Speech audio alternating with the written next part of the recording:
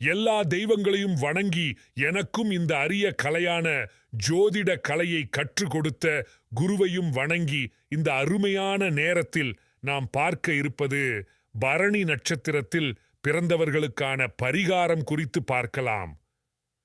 ஜோதிட சாத்திரங்கள் கூறுவதுபடி மனிதர்கள் அனைவருமே 12 ராசிகளின் ஆதிக்கத்தில் இருக்கும் 27 நட்சத்திரங்களுக்குட்பட்டே பிறக்கின்றனர்.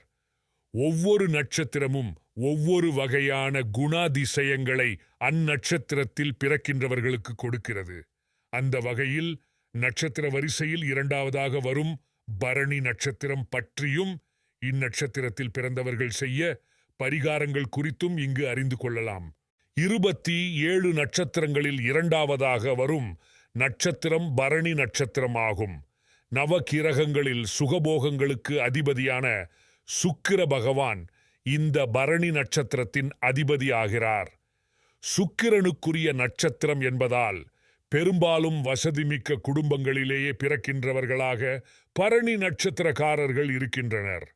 பரணியில் பிறந்தவர் தரணியை ஆழ்வார் என பழமொழி கூறப்பட்டாலும் எல்லா பரணி நட்சத்திரக்காரர்களின் நிலையம் அவ்வாறு இருப்பதில்லை. பரணி நட்சத்திரக்காரர்கள் அனைவரும் தங்களின் வாழ்வில் பல சிறப்பான பலன்களை பெறுவதற்கு கீழ்கண்ட பரிகாரங்களை நம்பிக்கையுடன் செய்து வந்தால் நிச்சயமான பலன்கள் உண்டாகும். பரணி நட்சத்திரத்தின் அதிபதியாக சுக்கிர பகவான் இருக்கிறார். இந்த நட்சத்திரத்தின் அதிதேவதையாக யமதர்மராஜன் இருக்கிறார். பரணி நட்சத்திரத்தில் பிறந்தவர்கள் சிறந்த பலன்களை பெறுவதற்கு வெள்ளிக்கிழமைகளில் சுக்கிர பகவான் மற்றும் மகாலட்சுமி வழிபாட்டை மேற்கொண்டு வர வேண்டும். தீபாவளி, பொங்கல் போன்ற தினங்களில் தெற்கு திசை நோக்கி யமதர்மராஜனை வழிபடுவதால் துர்மரணம் ஏற்படும் தோஷம் நீக்கி நீண்ட ஆயுளை உங்களுக்கு அளிப்பார் யமதர்மன்.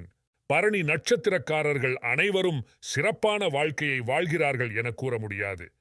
இவர்கள் தங்களுக்கு ஏற்படும் தோஷங்கள் நீங்கி வாழ்வில் வளம் பெற கீழ்கண்ட பரிகாரங்களை நம்பிக்கையுடன் செய்து வந்தால் நிச்சயமான பலன்கள் உண்டாகும்.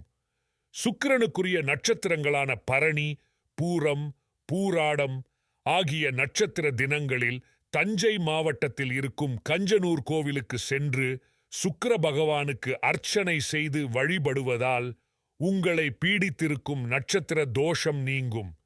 உங்கள் உறவுகளில் திருமணம் வயதுள்ள பெண்களுக்கு புது புடவை, வாசனை திரவியங்கள் போன்றவற்றை பரிசாக அளிப்பதால் சுக்கிர பகவானின் ஆசிகள் உங்களுக்கு கிடைத்து உங்களின் தோஷங்கள் நீங்கும்.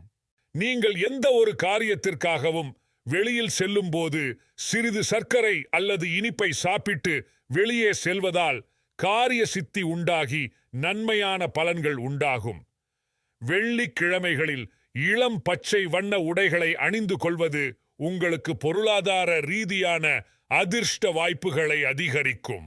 வசதி உள்ளவர்கள் தரமான வைரத்தை ஒரு வெள்ளி மோதிரத்தில் பதித்து வளர்பிறை வெள்ளிக்கிழமையில் சுக்கிர ஓரை வேளையில் உங்கள் வலது கை மோதிர விரலில் அணிந்து கொள்ள வேண்டும்.